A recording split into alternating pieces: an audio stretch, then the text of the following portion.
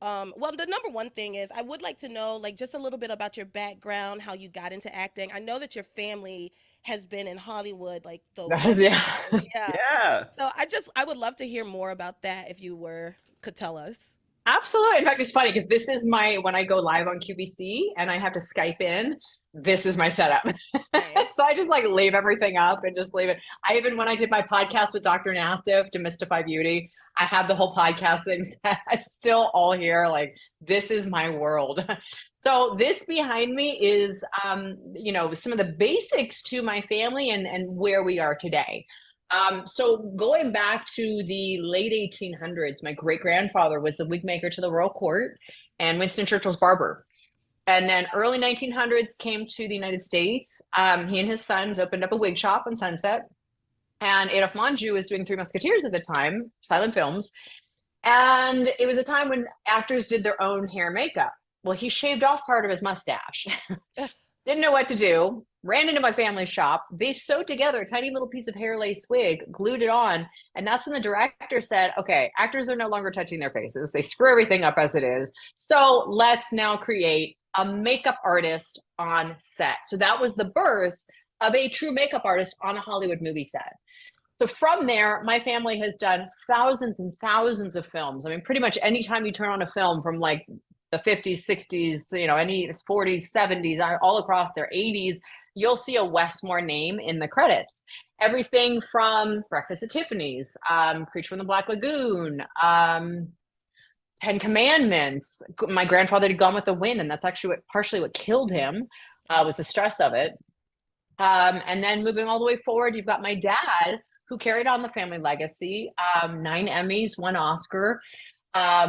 We got a star on the Walk of Fame in 2009, I think it was, 2008 or 2009, collectively as a family. And my dad and I, when we'd go to see it, by ourselves. And we'd always joke because no reality star has a star on the Walk of Fame. But the fact that we did a reality show together, we're like, hee hee, we're the only ones.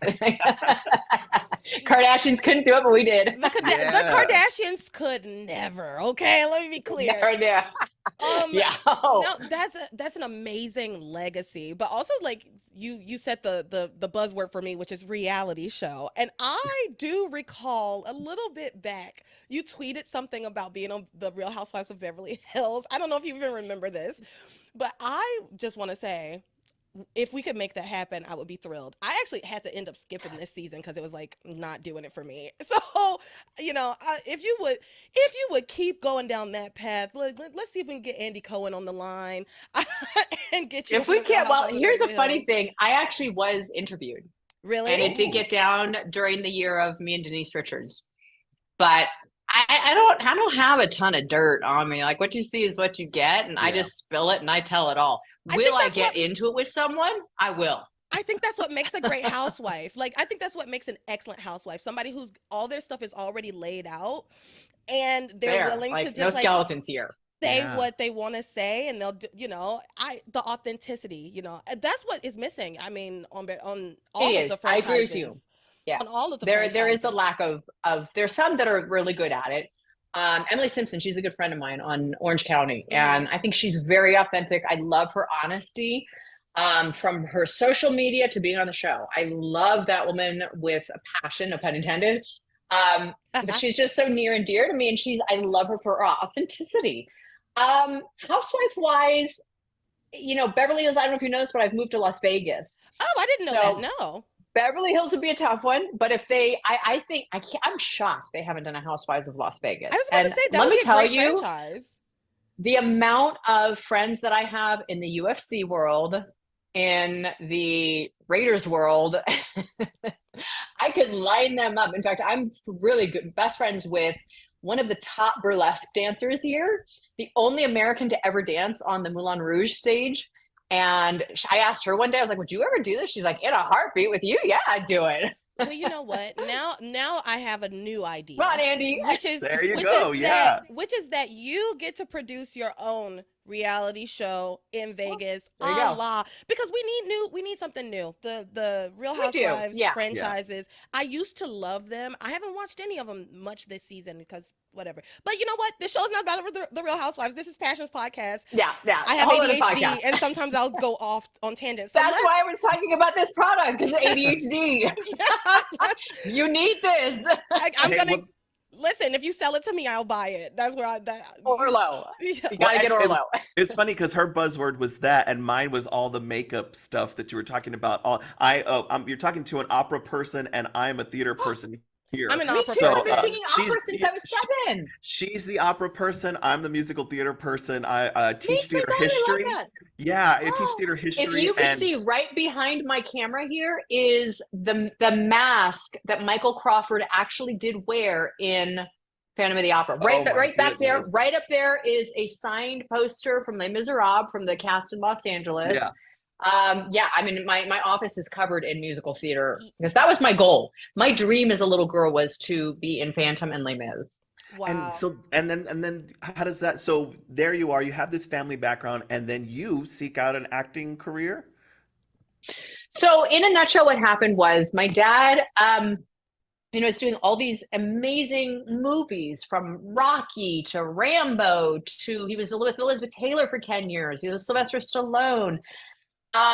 He got a start on the Munsters, making Eddie Munster's ears.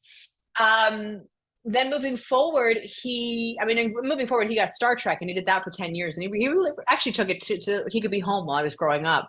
But prior to that, he was doing a movie called Raging Bull. Robert De Niro would come over to the house. Just a little movie called Raging Bull. A little movie. Yeah. Wait, it gets better. It gets better. So Robert De Niro would come over to the house to get his makeup done because my dad had to put prosthetics on his face. And I was 3 years old. He'd get his prosthetics done. And my mom would be, doing, household work, and my dad would be working in the lab, and Robert De Niro would actually babysit me.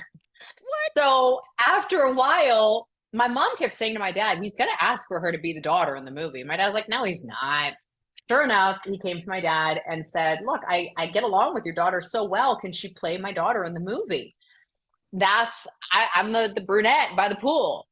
So I always joke that was my first co-star, was Robert De Niro.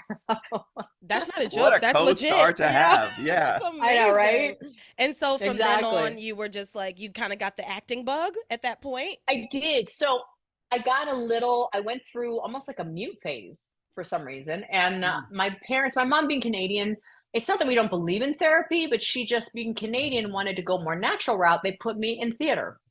And when I would get on stage, my voice would come back, and I would be, as long as I could be someone else, I came alive, and it helped break me through that. And then slowly, I started to get into the singing thing. One day, I guess I was like 7 years old, and it was like a Star Trek rerun, the original, and they heard the theme song coming from my bedroom, and they're like, oh, she's watching Star Trek. And I wasn't. It was me singing the theme song. So they're like, okay, Nice. off to opera she goes. Yeah.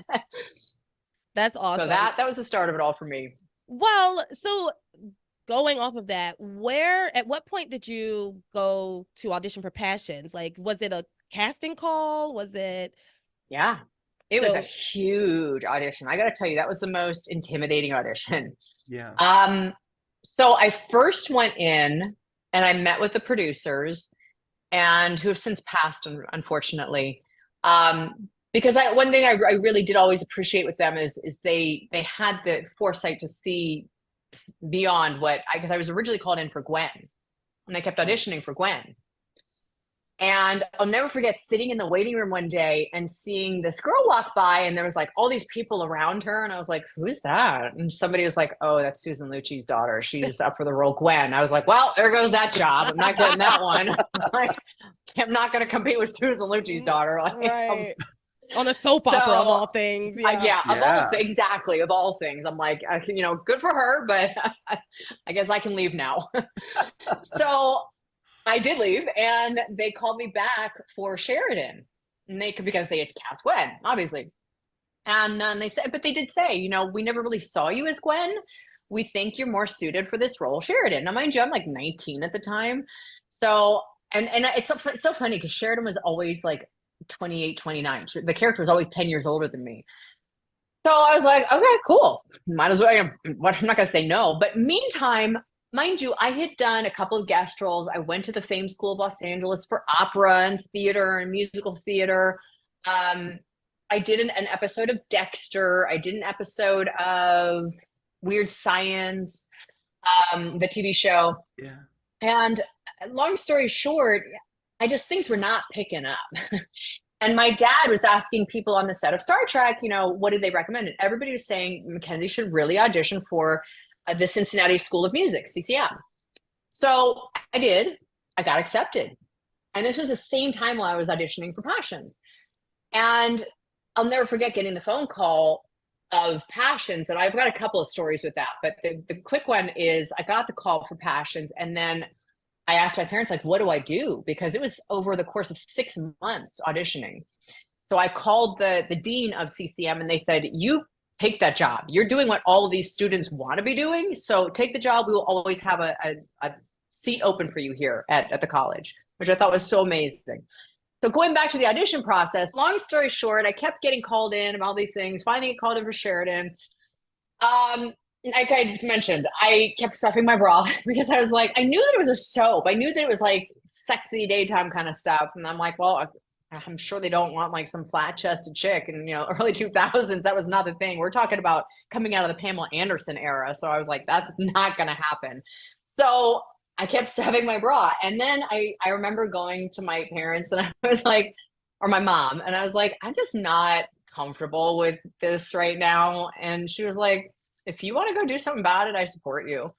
So I went and got breast implants. And a week after, as I was recovering, I remember sitting in my parents' kitchen, totally depressed, recovering from surgery, couldn't get a job, and just was like, oh, what am I going to do with my life? And all of a sudden the phone rang. Now, mind you, I had just done an episode of Star Trek Voyager a couple months prior. And there was talk about bringing me back as a series regular for as Ensign Jenkins. And so I was going to be Ensign Kim's love interest. So I pick up the phone and it goes, hey, this is wardrobe. We need you to come in for fitting. And I'm like, oh, I'm coming back to Star Trek. And they're like, Star Trek? No, this is Passions. And I was like, what? Like, we need you to come in and do a fitting as Sheridan. And I was like, oh my God. Oh my God. Oh my God. Oh my. And then I just started bawling. Then my agent didn't have time to get to me. Wardrobe, they were the ones to break the news. Wow. I was sobbing because here I am, like trying to figure out my life. What am I going to do? Shipping off to Cincinnati for school, I guess. And I get this 3-year contract. And I was blown away. And they said, do you have your passport? Because in a week you got to leave for France. It's like, okay, I just booked like dream job, dream trip. Like I completely won the lottery and it all happened on my 20th birthday. Amazing. Wow. What? So talk about a happy birthday. April 26th. Oh, you have a birthday coming up. April 26th. Happy birthday. Thank you. That is an amazing story. Like, especially the part where they were like, yeah, you have to go to France now. We're going to go to Paris and shoot on location. Yeah. For this soap Don't opera, twist my arm. which I feel like is like unheard of. Like that they shot on location in Paris for like a soap opera. Right away. Yeah. It's unheard of. We did joke at the beginning of the podcast when we first started the show that they like blew their budget for that first year. They did. In Paris. And that's why so much of the rest of it is like, you're like, oh my goodness, what is this? So janky. Yeah, we're just going to keep Sheridan in her cottage for a good long while now. I was in that damn cottage forever.